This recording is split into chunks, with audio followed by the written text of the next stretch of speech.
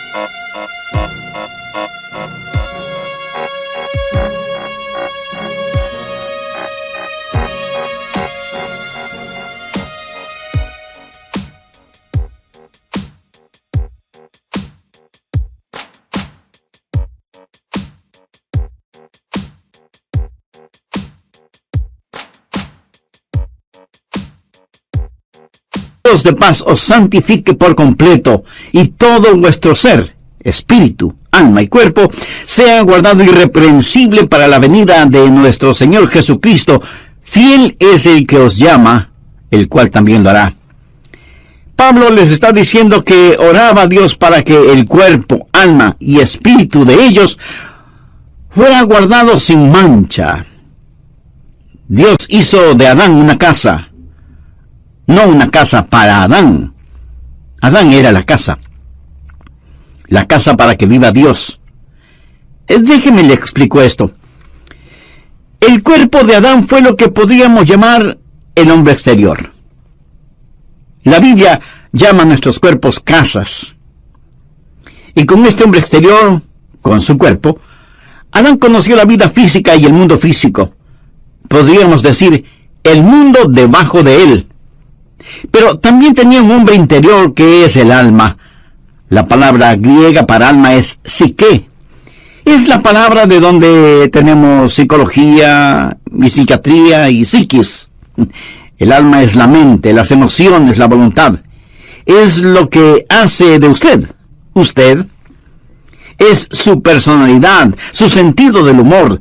Determinan lo que le gusta o disgusta. Son todas las idiosincrasias y proclividades que hacen de usted la persona maravillosa y única que es. Eso es su alma. Y está dentro de usted. Usted puede ver mi cuerpo, pero no puede ver mi alma. Pero usted puede sentir mi alma cuando hablo, porque usted puede escuchar mi mente, mis emociones y mi voluntad. Y esa es una expresión que mi cuerpo está haciendo de lo que está en mi interior. Así que con su cuerpo físico tiene vida y conoce el mundo debajo de usted. Con su alma tiene vida psicológica, conoce el mundo alrededor suyo y el mundo dentro de usted. ¿Pero qué de su espíritu? Yo solía pensar que alma y espíritu eran básicamente la misma cosa, pero es que no había leído la Biblia cuidadosamente. Porque en Hebreos 4:12 dice, porque la palabra de Dios es viva y eficaz, y más cortante que toda espada de dos filos, y penetra hasta partir el alma y el espíritu. Ahora, recuerde lo que dice 1 Tesalonicenses 5:23, y todo vuestro ser, espíritu, alma y cuerpo, sea guardado irreprensible. ¿Lo ve? Su espíritu es diferente de su alma. Ambos son invisibles y son inseparables, pero no son idénticos. Con mi cuerpo tengo vida física y conozco el mundo físico, el mundo debajo de mí. Con mi alma tengo vida psicológica y conozco el mundo social, el mundo que me rodea. Pero con mi espíritu tengo vida espiritual y conozco el mundo que está por encima de mí. ¿Se da cuenta? Fuimos creados para relacionarnos con tres mundos, el mundo físico, el social y el espiritual. Conozco el mundo que está debajo de mí, el mundo que está alrededor mío, y con mi espíritu conozco el mundo que está encima de mí. En Juan 4:24 leemos, Dios es espíritu, y los que le adoran en espíritu y en verdad es necesario que le adoren en espíritu y en verdad. Y en Romanos 8:16 Pablo dice, el Espíritu mismo da testimonio a nuestro espíritu de que somos hijos de Dios. En el libro de Génesis, cuando habla de criaturas vivientes, literalmente dice almas vivientes. Si usted tiene un perro, ese perro tiene una mente, una emoción y una voluntad, pero no tiene espíritu. Un perro no puede orar. Un perro no puede adorar. Un perro no conoce a Dios. Puede mover su cola y hacer piruetas, pero no conoce a Dios. Y las flores, hermosas como son, tienen un cuerpo, pero no tienen alma. Los animales tienen cuerpo y alma, pero no tienen espíritu. Solo el hombre, hecho a la imagen de Dios, tiene espíritu. Adán fue una casa de 3 habitaciones, y a Dios le gusta eso. El cuarto exterior fue su cuerpo, el cuarto interno fue su alma, pero en el cuarto más privado es en donde Dios habita. Dios dice que habitará con aquel que es humilde y contrito de espíritu. El espíritu humano es el lugar en donde habita el Espíritu Santo.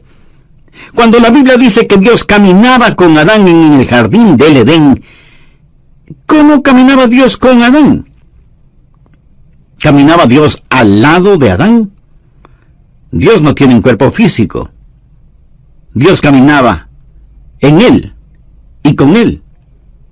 Adán era la casa de Dios y Dios vivía en Adán y él caminaba y hablaba con Adán. Dios es un Dios trino, Dios el Padre, Dios el Hijo y Dios el Espíritu Santo. Y todo lo que Dios hace representa la Trinidad de Dios. Por ejemplo, el espacio. ¿Qué es el espacio? Altura, anchura y profundidad. La altura no es la anchura y la anchura no es la profundidad, pero todas son parte de lo mismo. Usted puede identificar cada una de ellas, pero no puede separar ninguna de ellas. Y así es Dios. Dios es Padre, Hijo y Espíritu Santo. Ahora, el Padre no es el Hijo, y el Hijo no es el Espíritu Santo, y el Espíritu Santo no es el Padre. Y sin embargo, todos son uno, no son idénticos, pero sí son inseparables, y son Dios. Otro ejemplo, el tiempo. El tiempo es pasado, presente y futuro. El pasado no es el presente, y el presente no es el futuro, y el futuro no es el pasado. Y aunque el tiempo es uno, cada una de sus partes es fácilmente identificable. Cada cosa que Dios ha hecho refleja la Trinidad de Dios, espacio y tiempo y hombre. Usted fue creado para hacer una casa en la cual Dios viva. Adán fue la primera casa de Dios, la casa primordial, la casa diseñada por Dios mismo. Pero esa casa diseñada se volvió una casa deshonrada. Dios le dio a Adán una advertencia, no una amenaza, sino una advertencia. Dios le dijo a Adán: hay un árbol en el jardín del Edén, el fruto del cual no debes comer, porque el día que llegues a comerlo, de seguro morirás. Y todos sabemos, Adán desobedeció y comió del fruto de ese árbol. Génesis 3:6 nos dice que Eva tomó del fruto y lo comió, y dio también a su marido, y él lo comió. Y por tanto, el pecado entró en esa casa. El pecado manchó y ensució la casa. Y la casa que fue diseñada por Dios se volvió en una casa deshonrada por el hombre. Dios les advirtió que no lo hicieran, pero ellos lo hicieron de todas maneras. Y el pecado entró y manchó la casa en la cual Dios estaba viviendo. Pero algo más sucedió. La casa diseñada, que fue casa deshonrada, se volvió en una casa desolada. ¿Qué pasó cuando Adán pecó? Dios sencillamente salió de esa casa, porque Dios no puede vivir en una casa sucia. Dios le había advertido a Adán: el día que comas del fruto prohibido, de seguro morirás. ¿Alguna vez se ha preguntado qué es la muerte? La muerte no es la separación del alma y del cuerpo. Si yo tuviera un masivo ataque al corazón ahora mismo, y vinieran los doctores y me examinaran tratando de encontrar mis signos vitales y finalmente diagnostican: está muerto, estarían diciendo una mentira, porque yo no puedo morir. Porque Jesús dijo: el que cree en mí, aunque esté muerto, vivirá. Y yo creo en Jesús. Yo no puedo morir. Usted está escuchando a un hombre que jamás morirá. Todo lo que haré será simplemente cambiarme de casa. Mi verdadero yo se irá al cielo. Pablo lo dijo claramente: ausentes del cuerpo y presentes en el Señor. La muerte no es la separación del alma y del cuerpo. La muerte es la separación de nuestro espíritu de Dios. ¿Lo comprende? Eso es la muerte. Dios le dijo a Adán que el día que comiera del fruto prohibido moriría. Bueno, si usted lee cuidadosamente su Biblia, sabrá que Adán vivió más de 900 años. Sin embargo, Dios le dijo: ese día morirás. Es obvio que Adán no murió físicamente. Adán murió espiritualmente. Y cuando él murió físicamente, 900 años más tarde, su muerte espiritual lo alcanzó y murió físicamente. Déjeme decirle cómo murió Adán, y quiero que lo recuerde porque es muy importante. Adán murió inmediatamente en su espíritu, progresivamente en su alma y finalmente en su cuerpo. Lo que literalmente Dios le dijo a Adán fue: muriendo, morirás. Esto habla de un proceso. Adán murió inmediatamente en su espíritu, progresivamente en su alma y finalmente en su cuerpo. Tenemos un ramo de flores recién cortadas y decimos, no son hermosas, son naturales. Mi amigo, no son naturales. Son flores muertas. Desde el instante en que las cortó, dejaron de ser naturales, porque han sido separadas de su fuente de vida. En la Navidad usted dice, vamos a tener un árbol natural. Y va y compra un árbol que ha sido cortado. Perdónenme, pero ese árbol no es un árbol natural. Puede parecer natural, pero en realidad está muerto. ¿Y cuándo murió? El momento que fue cortado de su fuente de vida, de su savia, de sus raíces. Y usted puede traer ese árbol a su casa y decorarlo y ponerle luces, y lucirá muy bonito. Exactamente como las personas muertas que se adornan exteriormente para ir a la iglesia los domingos. Lucen vivas, pero están muertas. ¿Y por qué están muertas? Porque están cortadas, separadas de la fuente de la vida. Unos días más tarde, el árbol comienza a secarse y a evidenciar que está totalmente muerto. Una casa diseñada, una casa deshonrada, una casa desolada. ¿Por qué? Sencillamente porque Dios salió de esa casa. ¿Qué significa el estar perdido? Usted no tiene que ser un ladrón o un asesino, adúltero o blasfemo para estar perdido. Todo lo que tiene que hacer es no tener a Dios en su vida. En Juan 1:4 leemos, en él estaba la vida, y la vida era la luz de los hombres. Así que cuando el Señor salió de su casa, la vida salió con él, y cuando la vida salió, la luz se disipó. ¿Dónde habitaba Dios en Adán?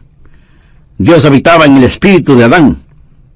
Ahora, cuando Dios salió del espíritu de Adán, ¿qué sucedió? ¿Quién era el siguiente en la línea de mando? El alma. ¿Y qué es el alma? La mente, las emociones y la voluntad. Adán dejó de ser un hombre espiritual, y ahora lo que le motiva no es el Espíritu de Dios. Ya no es guiado por el Espíritu de Dios, está guiado por su mente, sus emociones y su voluntad. Y déjeme decirle que la mayoría de los seres humanos opera bajo ese principio: mente, emociones y voluntad. Sus mentes dicen, creo que debo hacer esto. Sus emociones dicen, siento como que quiero hacer esto. Y su voluntad dice, haré esto. Esa es la manera en que se opera. No son guiados por el Espíritu de Dios. Romanos 8:14 dice, porque todos los que son guiados por el Espíritu de Dios, estos son hijos de Dios.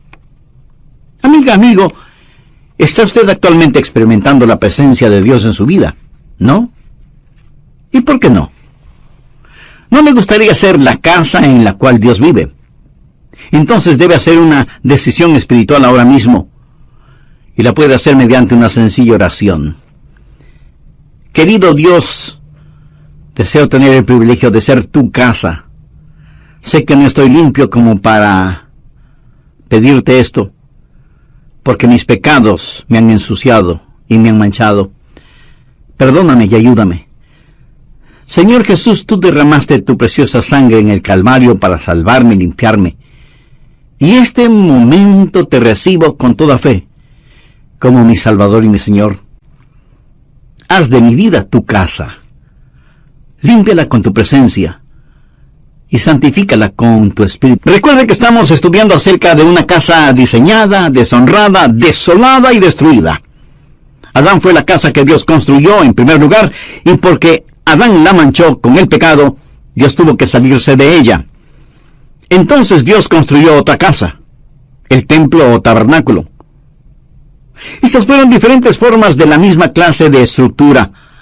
Y Salomón construyó un magnífico templo, que fue también una casa de 3 habitaciones.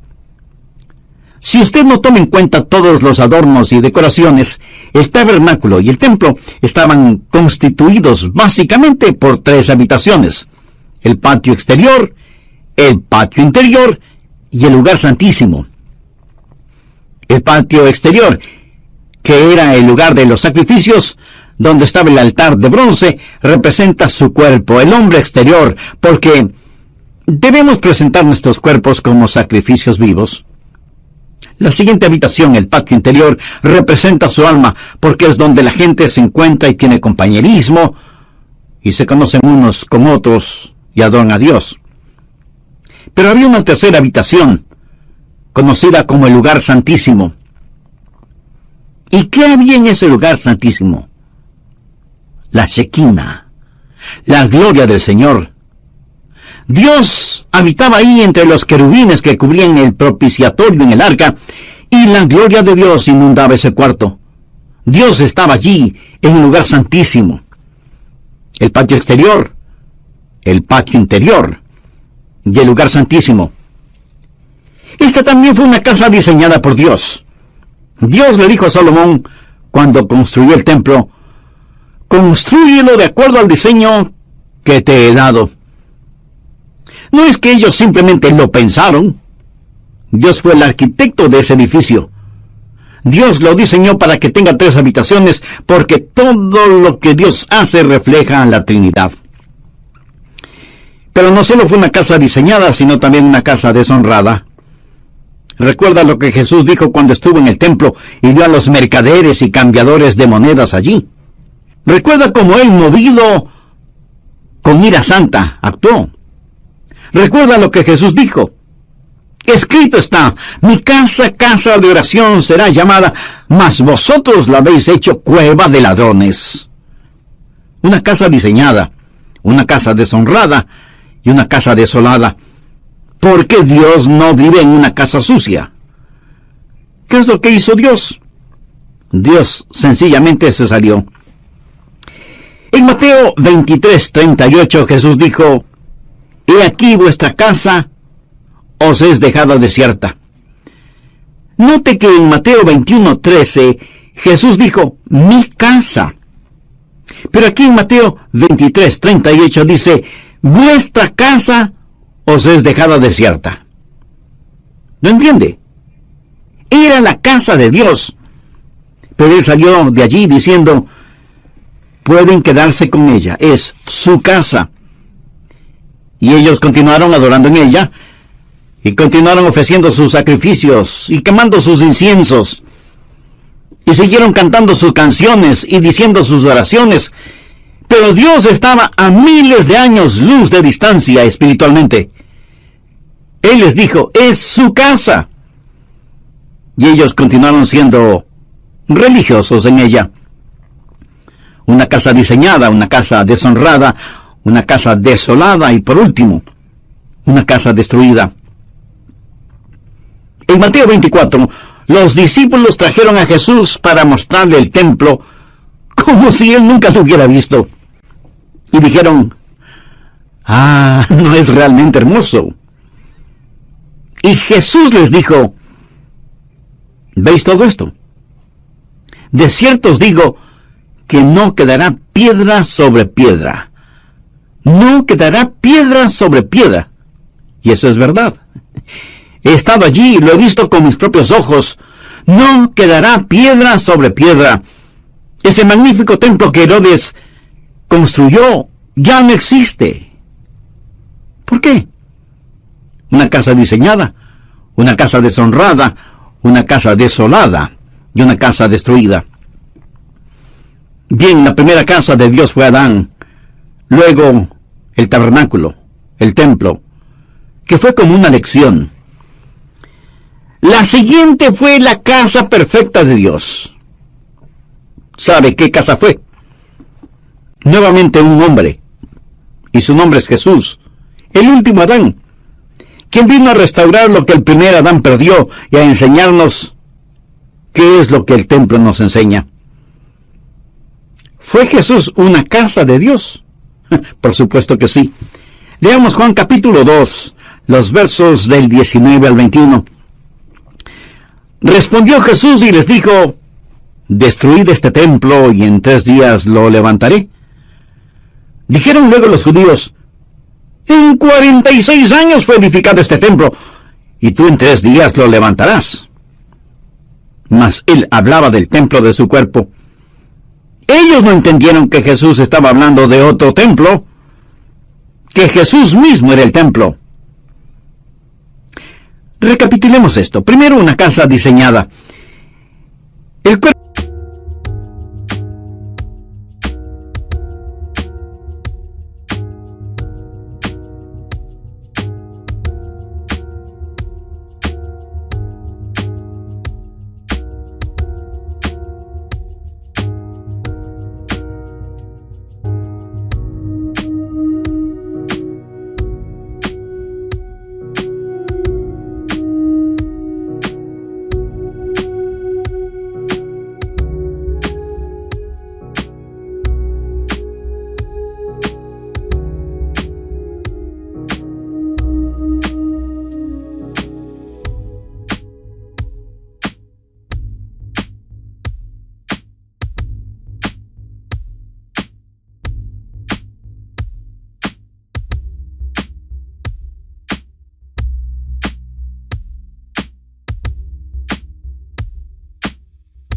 de Jesús fue obra del Dios Todopoderoso. En Hechos 10:5 leemos: me preparaste cuerpo.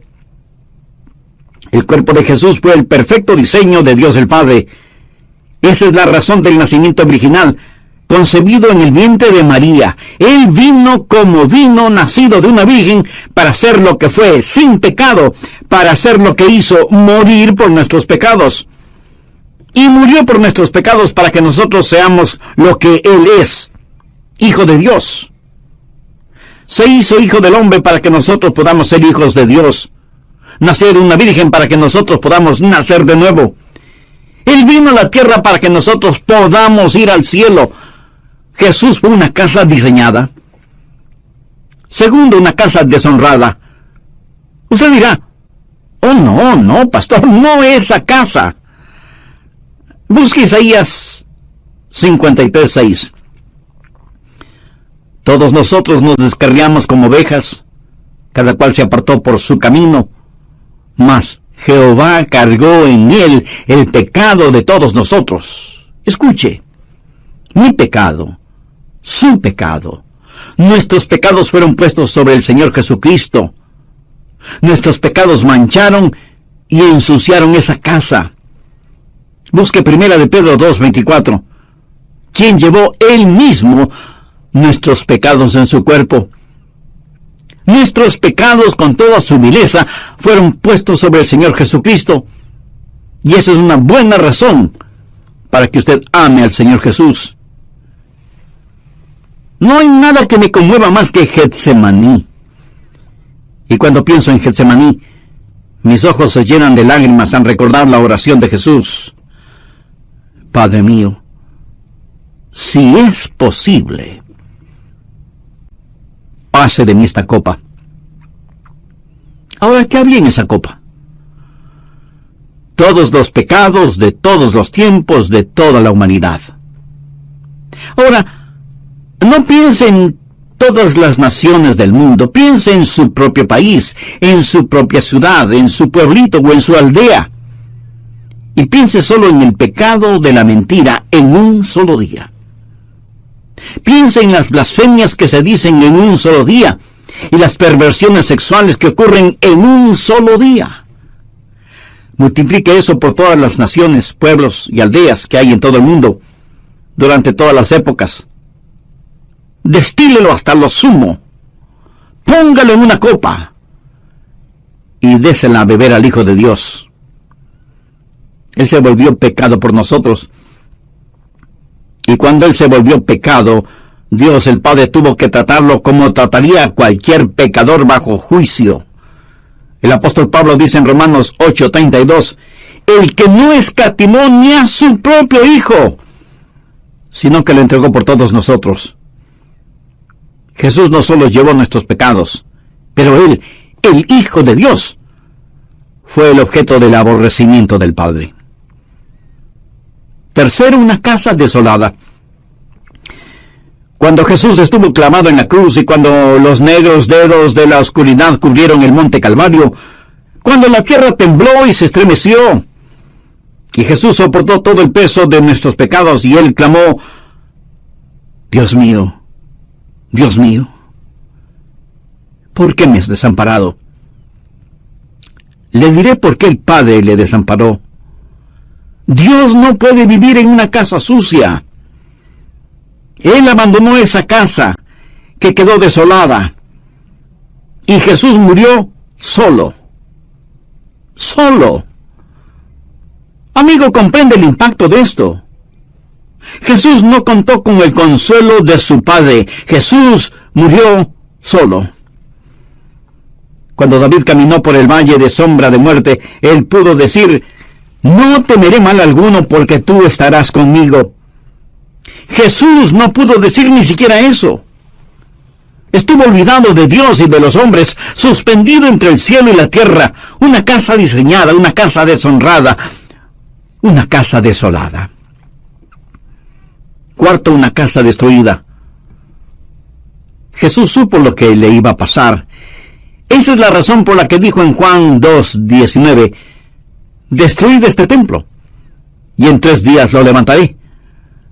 Sabía que iba a ser destruido, porque sabía cómo Dios, su Padre, trabaja. Bien, la casa primaria de Dios fue Adán. La segunda casa diseñada por Dios fue el templo, y la tercera y perfecta casa fue el Señor Jesucristo. Pero sabía que Dios tiene otras casas. Sabía que Dios dejó de cambiarse de casa.